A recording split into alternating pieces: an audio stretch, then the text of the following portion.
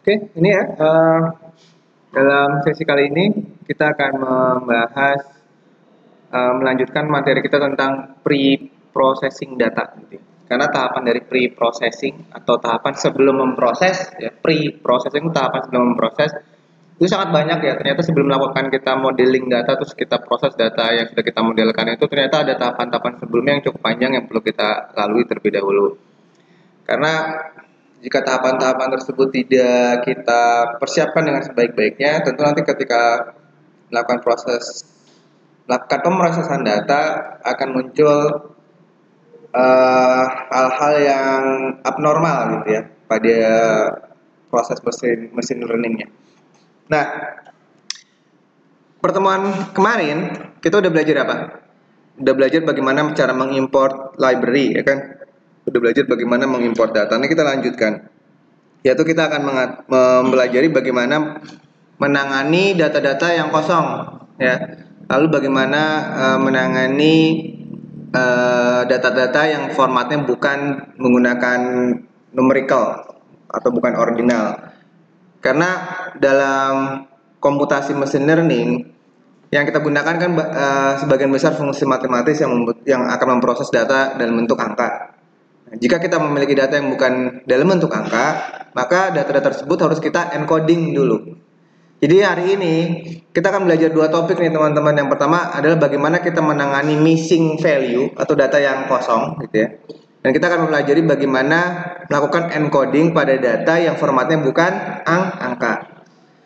Nah, saya akan coba buka dulu slide yang pertemuan sebelumnya ya. Nah, di sini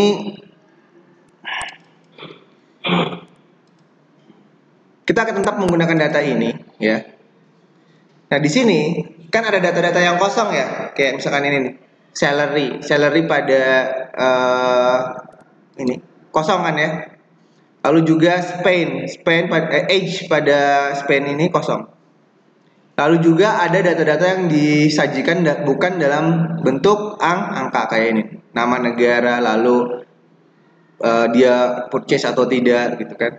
Nah, data-data ini harus kita lakukan pendahuluan, pemrosesan atau pre-processing terlebih dahulu dengan cara melakukan penanganan pada missing value dan melakukan encode pada data-data yang tidak diformat menggunakan angka. Nah, mari kita sekarang buka toolsnya. Ya, kita akan menggunakan dua buah tools yaitu Python dan RStudio. Kita buka nih Python ya. Silakan dibuka Anaconda Navigator ya. Oke, ini cukup membutuhkan waktu ya. Nah, membukanya kita pause dulu videonya sampai terbuka. Oke, setelah Anaconda Navigatornya terbuka, kita bisa tutup. Lalu kita buka yang mana nih? Yang Spider. Pada Spider ini, mana Spider? Ini ya. Klik tombol launch. Klik tombol launchnya. Kita akan setelah spidernya kita buka, ini Python editor. Lalu kita buka satu lagi yaitu RStudio.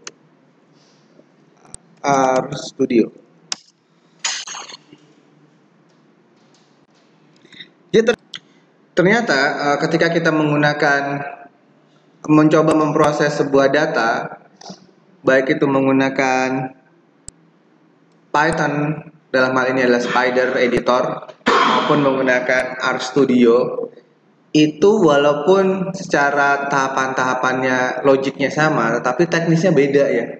Jadi memang kita harus pelajarinya benar-benar secara terpisah. Kita coba di Python bagaimana, di RStudio seperti apa, karena kurikulum kita menghendaki teman-teman menguasai dua buah tools ini ya. Mau nggak mau seperti itu. Jadi Python bagaimana, RStudio seperti apa. Logiknya sama, tetapi kadang-kadang secara teknisnya yang berbeda. Dan lalu saya akan berusaha menjelaskan Python-nya dulu. Setelah itu baru RStudio. Python baru RStudio. Kenapa RStudio yang saya belakangkan? Karena tahapan-tahapannya biasanya rumit di Python gitu ya. Jadi saya kasih yang rumit dulu, nanti pas ke RStudio ternyata agak lebih simpel gitu ya. Jadi Python dulu baru RStudio gitu ya. Oke, nah sekarang kita akan review sedikit apa yang sudah kita pelajari minggu lalu untuk memastikan bahwa kita sudah mengimport library dan dataset. Itu dulu. Karena sebelum itu kita import, maka kita tidak bisa melakukan tadi proses missing value seperti apa, lalu melakukan encoding variabel itu seperti apa ya, categorical variable itu seperti apa. Nah, sehingga kita harus pastikan dulu bahwa kita sudah mengimport library yang dibutuhkan dan mengimport datasetnya. Nah, langkah pertama ya, langkah pertama kita perlu seperti tadi sudah saya sampaikan ya, memastikan terlebih dahulu bahwa kita sudah mengimport datasetnya. Kita sambil sedikit mereview kembali apa yang sudah kita pelajari minggu lalu, mengimport dan mengimport library dan mengimport dataset ya. Karena sekali lagi sebelum datasetnya kita import, maka kita tidak bisa melakukan pemrosesan missing value dan categorical variable yang akan kita pelajari hari ini. Nah, sekarang mari kita buka file baru, file new file. New file saja. Masih ingat langkah-langkahnya kemarin gimana dulu? Enggak langsung import kan? Kita menyiapkan working directory dulu kan? Menyiapkan working directory dulu boleh, atau langsung import variable, import library dulu, atau kita lakukan dengan cara mengimport library dulu boleh. Import apa saja yang kita import? Silakan dibuka aja ya. Yang kita import pertama ada NumPy ya. NumPy ini fungsi matematika yang berkenaan dengan fungsi matematika, NumPy S NP. Lalu matplotlib ya, import ini sambil mereview matplotlib.pyplot plt. Ini inisial ini teman-teman boleh menggunakan inisial yang lain ya. Lalu import pandas spd. Nah, ini 3 library yang kita perlu importkan di awal, yaitu NumPy, matplotlib, pandas. NumPy ini untuk penanganan fungsi matematika, lalu matplotlib ini untuk grafik dan chart, sedangkan pandas ini untuk mengimport dataset. Oke. Setelah kita memastikan sudah kita ketikkan, tentu kita ingin juga memastikan bahwa apa yang kita ketikkan ini tidak ada yang error. Kita compile dengan cara memblok ketiga statement ini dengan menekan tombol Ctrl Alt Enter. Nah, lalu kita lihat di bagian konsolnya, pastikan tidak ada pesan error. Pastikan tidak ada pesan error. Ya, artinya jika di area konsol ini kita sudah memastikan tidak ada errornya, maka kita bisa mengasumsikan bahwa ketiga buah statement yang kita ketikkan berhasil dieksekusi. Nah, sekarang langkah selanjutnya ya, kita akan melakukan mempersiapkan working directory di sini ya. Sekali lagi, working directory adalah tempat di mana kita akan menyimpan datasetnya ya. Kita samakan dengan lokasi di mana kita menyimpan dataset.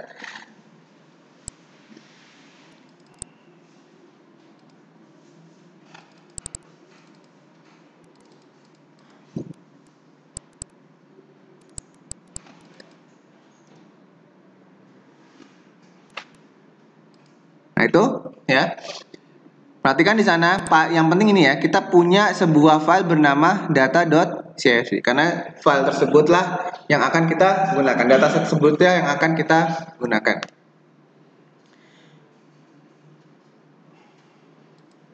Oke, lalu kita simpan. Kita simpan file save as ya, file save as. Karena ini kan yang kita baru melakukan path location, tetapi secara ininya belum tersetup working directory-nya. Kita harus mengompil dulu, baru akan di set working directory-nya. Nah, sebelum mengcompile sebaiknya kita simpan dulu save as. Nah, saya beri nama di sini sebenarnya akan kita pelajari, ini kan hanya review ke teman kemarin, sebenarnya akan kita pelajari hari ini adalah mengatur missing value gitu ya. Saya beri nama di sini set missing file.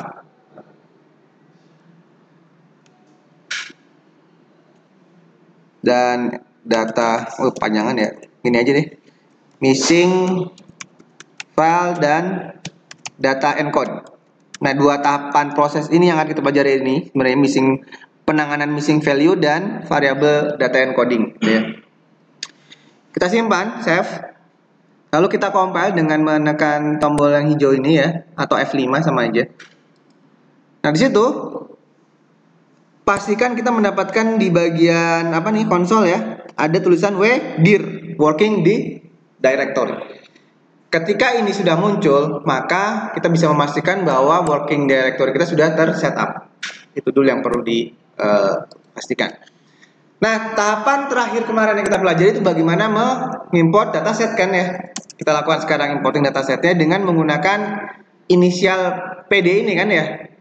Kita siapkan dulu sebuah variabel yang akan menyimpan data kita. Berarti kita deklarasikan sebuah variabel data set gitu kan ya kemarin ya. Dataset adalah kita ambil dari sebuah library bernama pandas yaitu PD gitu ya. Lalu di situ menggunakan kata kuncinya apa? read CSV gitu ya. Nah, kita bisa memanfaatkan autocomplete di sini, read CSV.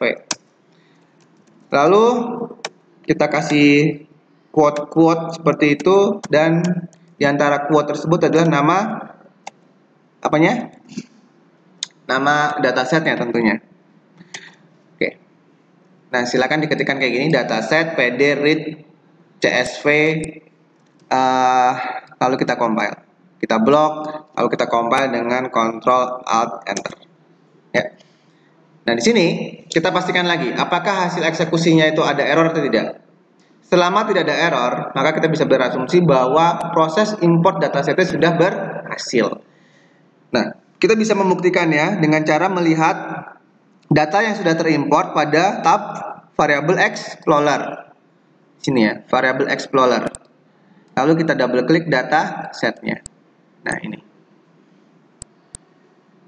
Ya. Kita bisa melihat di situ ada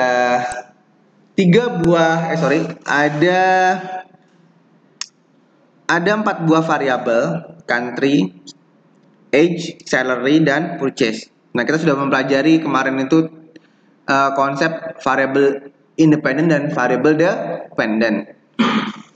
Variable independennya itu adalah country, age, dan salary, sedangkan variable dependentnya adalah purchase.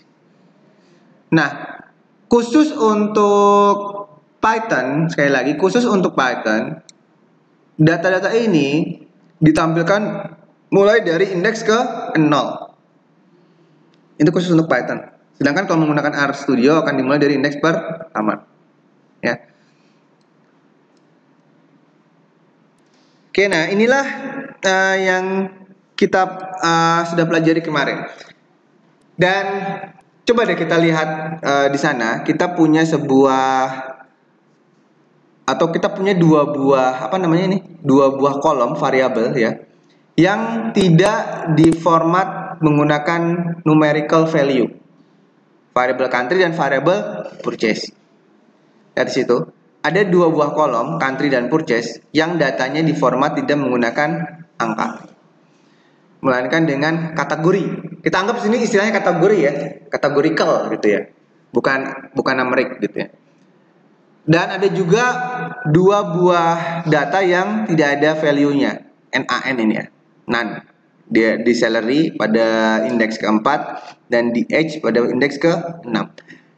Nah, inilah yang harus kita perbaiki, data-data seperti inilah. Bagaimana kita menangani missing value, bagaimana kita menangani data-data yang diformat bukan dengan numeric. Karena secara umum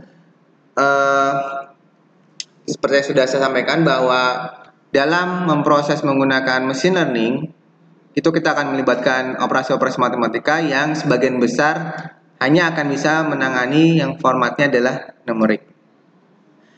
Nah, jika kita memilih data yang sifatnya categorical, maka kita harus format dulu ke dalam bentuk number. Tapi number ini jangan dianggap oleh engine machine learning sebagai angka yang memiliki keterurutan. Karena ketika nanti misalkan angka-angka kategorikal atau nilai-nilai yang sifatnya kategorikal ini seperti France, Spain, dan Germany ada berapa kategori? Jadi 3 ya. Hanya ada France, Spain, and Germany gitu ya. Sedangkan yang purchase ada 2, no dan yes. Ketika kita ubah France misalnya dengan 1, Spanish atau Spain atau Spanyol dengan 2, Germany dengan 3, jangan sampai si engine menganggapnya bahwa 3 lebih besar dari 2 atau 2 lebih besar dari 1 dan 2 lebih kecil dari 3. Jangan sampai dihubungkan dengan penomoran yang pada umumnya gitu. Karena sebenarnya hanya kategorikal gitu ya. Kadang-kadang, bukan kadang-kadang ya, memang khusus untuk machine learning ini, jika secara standar angka itu akan dianggap memiliki tingkat ordinalitas yang berbeda-beda. Angka akan dianggap memiliki tingkat ordinalitas yang berbeda-beda. Artinya 3 lebih besar dari 2, dia lebih besar dari 1 gitu ya. Sehingga dia akan mencari pola-pola seperti itu. Tetapi ketika kita memiliki format data angka yang sebenarnya adalah kategorikal, kita harus kasih tahu dulu ke si engine-nya bahwa ini jangan dianggap angka pada umumnya gitu ya. Ini hanya angka yang ingin membedakan pengkategorian saja gitu. Itu ada prosesnya tersendiri nanti gitu ya. Oke, nah ini kita tutup dulu. Kemarin yang kita pelajari sampai sini teman-teman. Kita sekarang lanjut ya. Lanjut ke pembahasan berikutnya, yaitu matrix of value. Mana tadi? Matrix of value. Nah, kita baca dulu. Sebenarnya matrix of value ini apa? Matrix of value khususnya pada machine learning ini diperuntukkan agar si engine-nya yang kita akan gunakan ini mengerti mana yang akan dianggap sebagai independent variable dan mana yang akan dianggap sebagai dependent. Sejauh ini yang tahu bahwa independent variable dan dependent yang mana baru kita ya. Tetapi mesin belum tahu. Harus kita kasih tahu dulu bahwa ini loh dependent dan ini adalah independent gitu ya. Nah, ini dikatakan dengan istilahnya pengaturan matrix value. Oke, sekarang akan kita atur adalah matrix value untuk independent variable dulu. Ya, kita akan atur matrix value untuk independent variable. Nah, ini yang kita akan ketikkan ya.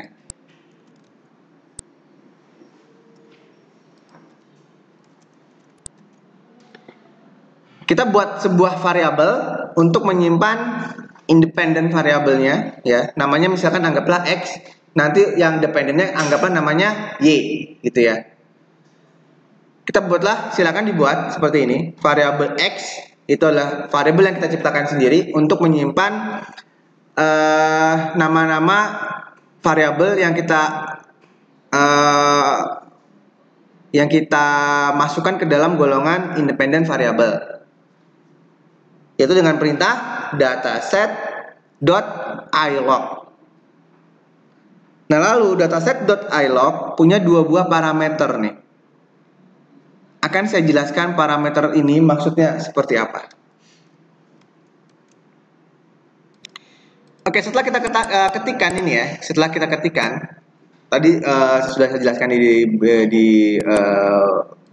whiteboard bahwa dataset.ilog ini untuk mengatur, perintah ini adalah untuk mengatur, memberitahu engine kolom mana saja yang kita anggap sebagai dependent, yaitu kolom pertama, kolom ke 0, ke 1, dan ke 2 ya. Sedangkan untuk barisnya semuanya, sehingga parameter pertama ini menandakan baris, parameter kedua menandakan kolom. Titik 2 berarti anggapnya semua baris, dan titik 2 minus 1 semua kolom dikurangi kolom terakhir. Lalu kita compile, Ctrl A, Enter ya. Kalau kita tidak melihat ada error di sini, nah lalu kita cek dengan mengetikkan X di konsol ya sekarang, di sini ya, ketika bukan di editor tapi di konsol, ketikkan X lalu enter.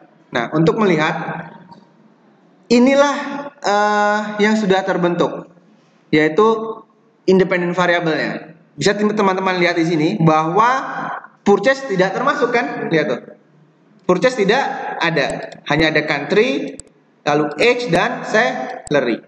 Artinya kita sudah mengaturnya dengan benar, dipastikan seperti itu. Itu ya, hanya ada country, age dan salary. Dia tampilkan dalam bentuk format array.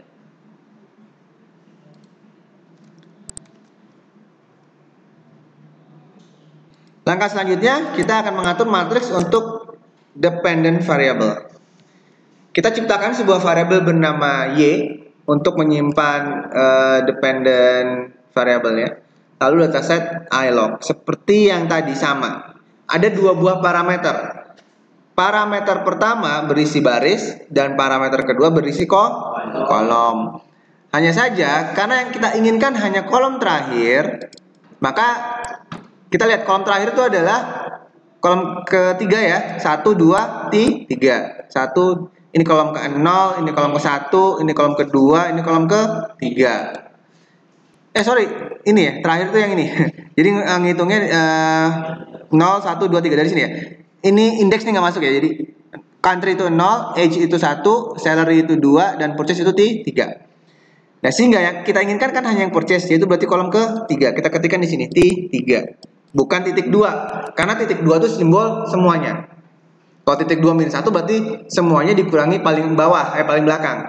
Tetapi kalau kita mengetikkan seperti ini, maka dia akan mencari otomatis yaitu kolom ke-3. Oke. Lalu seperti biasanya kita compile dengan Ctrl Alt Enter. Kita lihat apakah ada error, tidak ya. Jika tidak, maka kita cek lagi dengan mengetikkan Y di konsol dan kita lihat. Nah, ini hasilnya. Matriks yang terbentuknya. Hanya matriks yang berkenaan dengan purchase. Ya, sedangkan yang lainnya tidak. Nah, inilah tahapan kita melakukan pengaturan matriks variabel. Ya, selalu seperti itu. Khusus untuk di Python kita harus melakukan hal ini. Ya. Sedangkan kalau di RStudio tidak perlu sampai sejauh itu. Ya.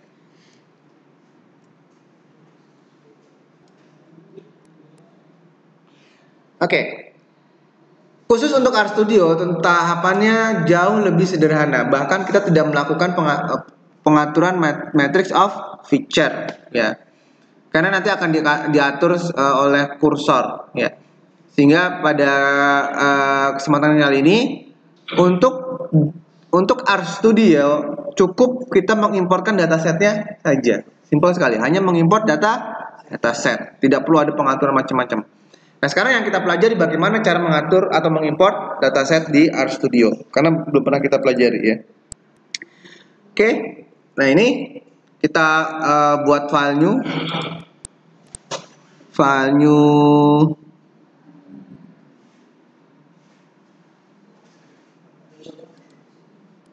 script gitu ya. Lalu kita bisa mengatur apanya di situ, mengatur working directory. Jadi yang perlu diatur hanya working directory saja. Cuma beda ya cara ngatur working directory-nya. Kalau di RStudio, kalau di Python harus kita compile baru ke set working directory-nya. Tapi kalau di RStudio tidak. Tinggal kita tentukan dulu path-nya saja. Path-nya mana ya? Path di sini. Nah, ini.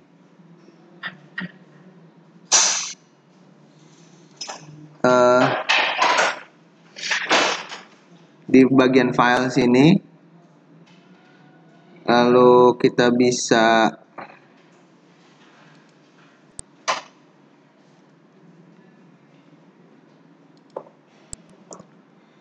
pilih di bagian sini yang titik-titik itu ya. Lalu kita bisa atur di mana kita ingin menyimpan lokasinya tentunya.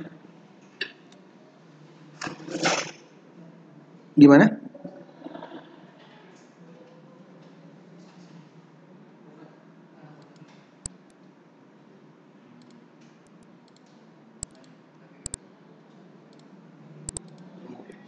Nah, itu ya. Lalu kita buat di sini di bagian menu more, ya, menu more itu ada tulisan pilihan set as working directory. Ya cukup itu aja. Set as working directory. Nah, di sini akan ada tulisan set working directory. Ya, jadi tidak perlu di compile. Lalu kita bisa simpan save as. Di sini kita beri nama seperti tadi sama, hanya saja ini adalah R terus missing file dan data encode.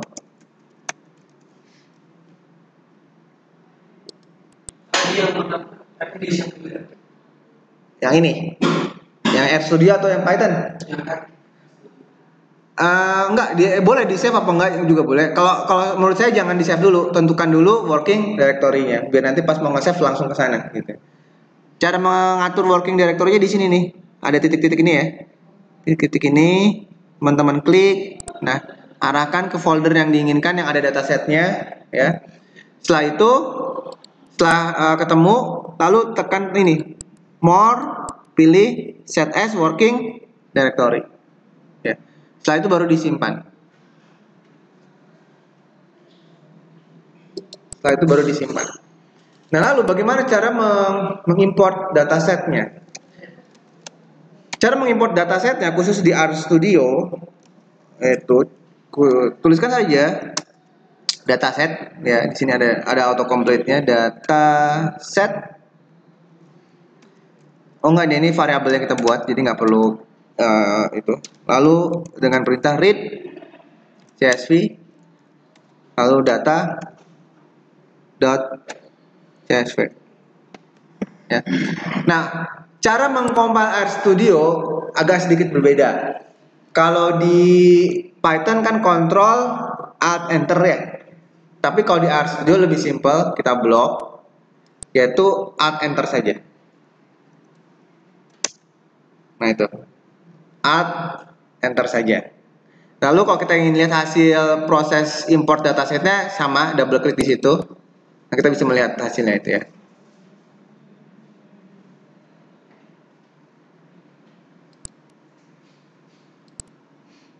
Nah, di sini bisa kita lihat hasilnya. Ya. Nah, itu bagaimana kita mengimport menggunakan RStudio. Ya, pertemuan kemarin kita belum belajar. Kemarin hanya mengimport melalui Python dan belum mengatur matriks.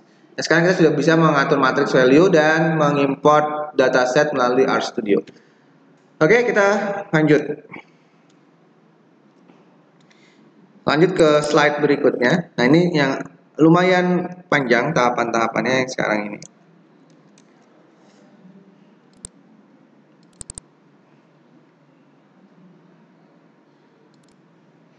Atau ini saya build dulu ya, suka error soalnya videonya.